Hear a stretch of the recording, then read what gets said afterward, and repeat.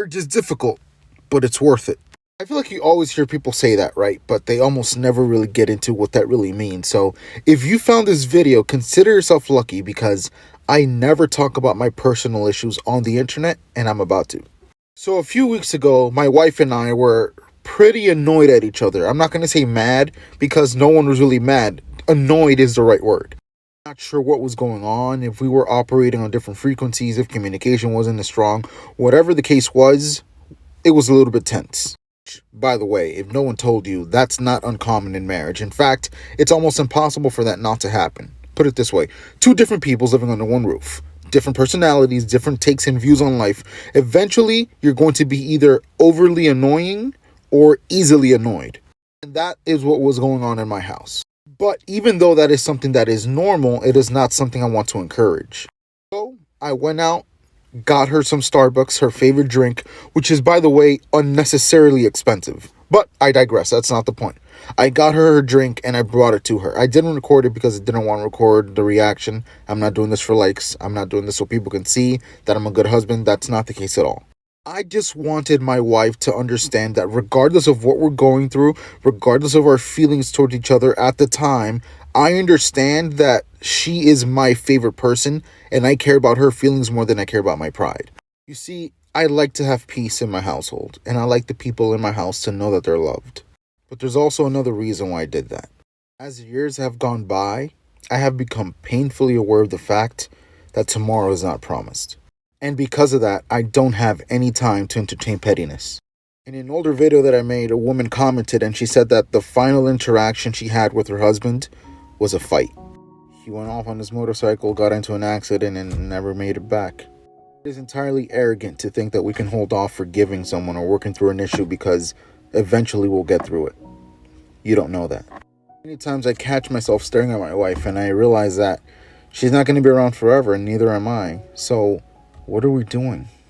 But yeah, I went ahead and got her that drink and let her know that she means more to me than my pride does.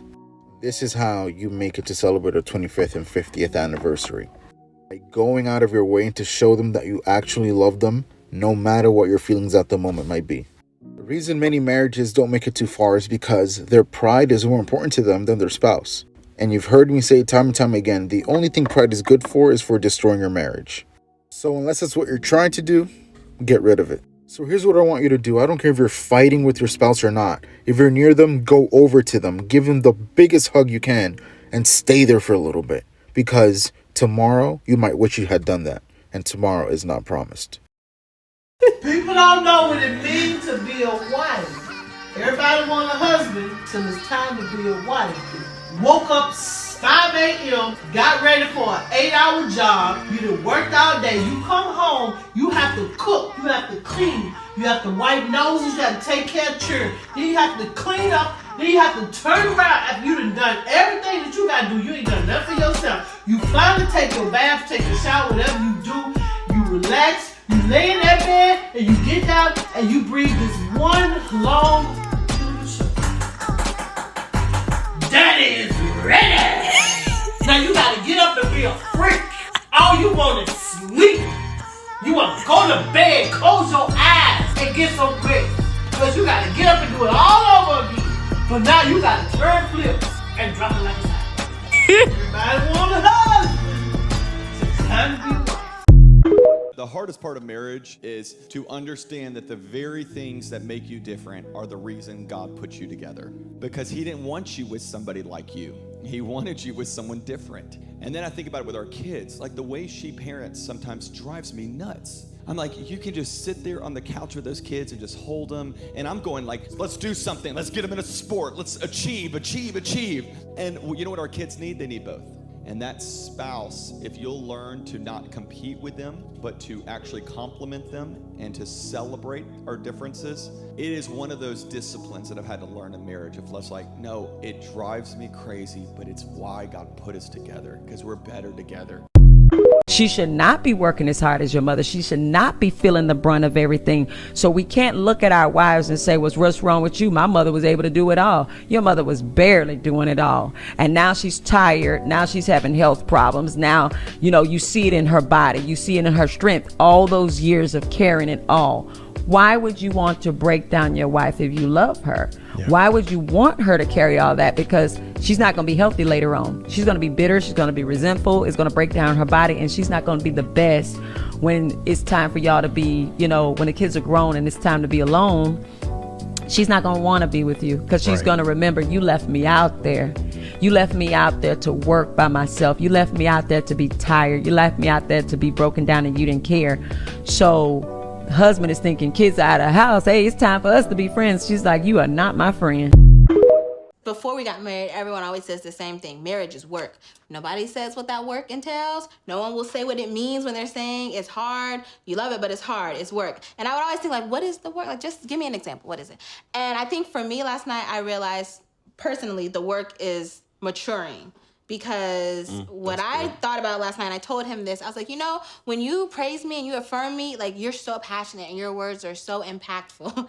When you're mean and you're angry, like, you're so passionate and your words are so impactful. And I have to choose to not take the bad and take it to heart. Like, this is how he really feels about me.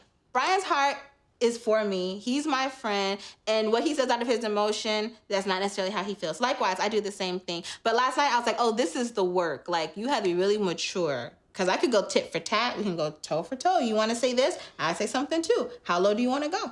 But yeah, then it's prolonged, and neither one of us want to fight.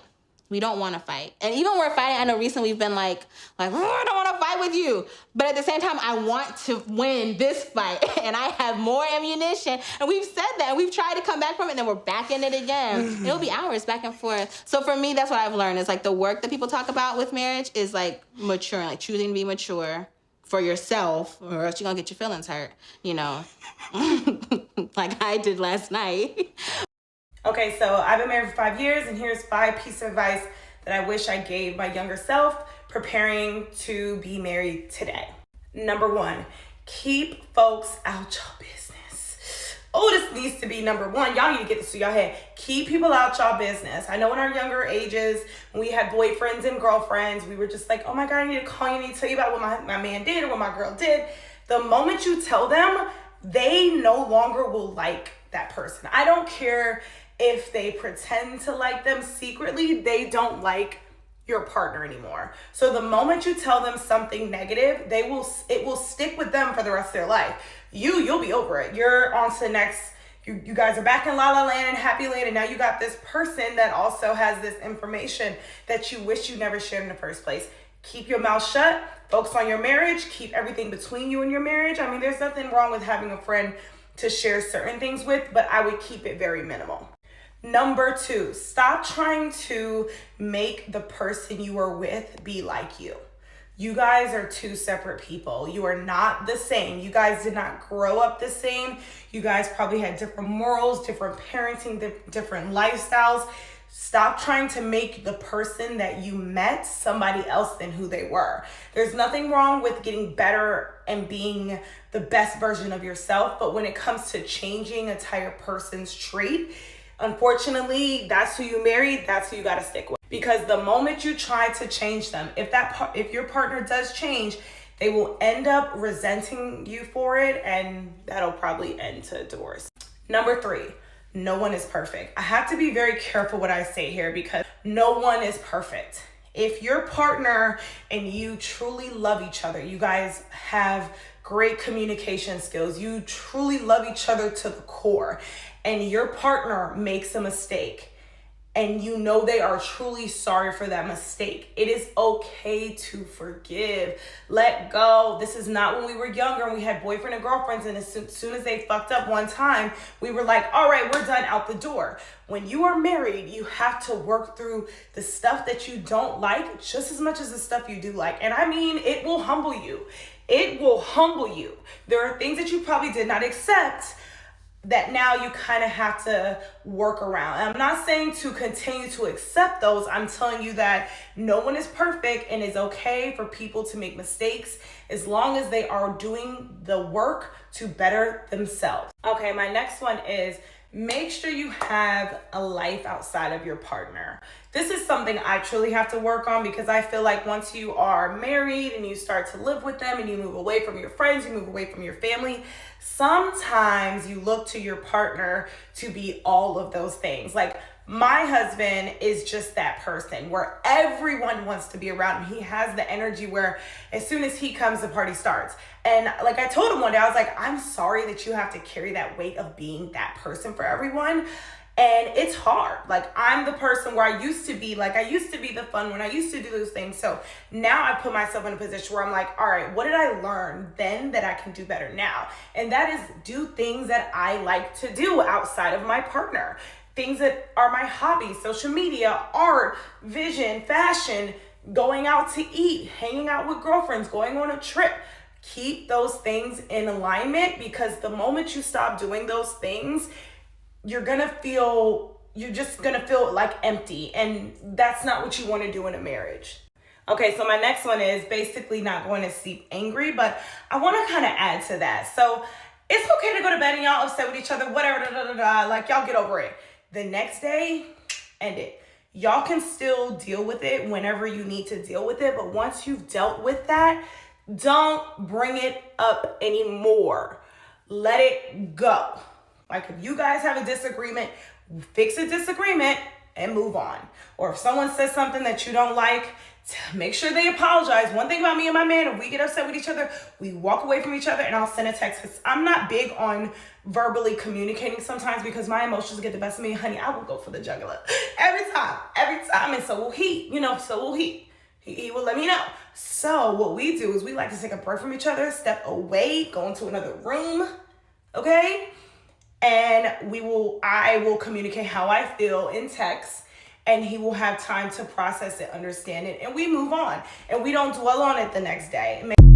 Marriage is hard. Yeah. And a lot of young people quit on marriage over things that are just a part of the commitment. Yeah. This day and age, marriage is more about the dress and the dresses Yes. and the proposal and the honeymoon and all the stuff around it. And young people aren't ready for the real of marriage. Making a commitment to be with someone means you compromise, and compromise ain't always fun. Yeah. And don't add kids into the mix, because they really mess up your life. Being married is not easy. It's a total pain in the ass. Beats the alternative. What's so difficult about it? It's the amount of work that is required to maintain the relationship that over time you may resent because you're not single anymore. And if you resent it, it's because you're not helping each other enjoy each other's company. It should be fun to be together. And the minute it's not fun, you have to ask yourself, why is this not fun? Why am I loathing going home? Sitting in this bar drinking and I'm not going home, or I'm screwing around on the side. Why am I doing that? That's the real question you should ask yourself. What is it about my partner that I didn't see or I don't like or want anymore? And very often that answer is financial. I know for me, my first year of marriage, I felt like in terms of wellness was the hardest, because I had to stack it up against what I thought it should be, what I thought a marriage should be, what I thought a wife should be, what I should be doing, what he should be doing. And we had to I had to stack that up against what is. Yeah. Right. What's here. Yes. And I feel like I am just now getting to a place where I'm like, you know what? I see what they say things should be like, but you really do have to create the dynamic that works for you. What's the hardest part of marriage? The hardest part of marriage for me would be the giving up of what you want all the time. The compromise, it's not what you want, it's not you're right all the time, it's not he's right or you're right, it's what's right. And continuously doing that, compromise every single day, not like the first year or the second year, but over and over again, you're constantly compromising, trying to become one, so that you can be on the same page. And I think the hardest part of marriage is the worst about that person, and still allowing them to correct you when you're wrong. Like, I know all her mess, she knows all my mess, but when I'm wrong, allow her to correct me without bringing up her mess. Yeah, that takes maturity. Lots of maturity. I remember seeing people married 20 plus years and then getting a divorce. And I said, how can you be married 25, 28, 30 years and then get a divorce? Because ultimately you don't know the person that you've been married to, because as life evolves, you begin to grow and go in a different route, in a different way.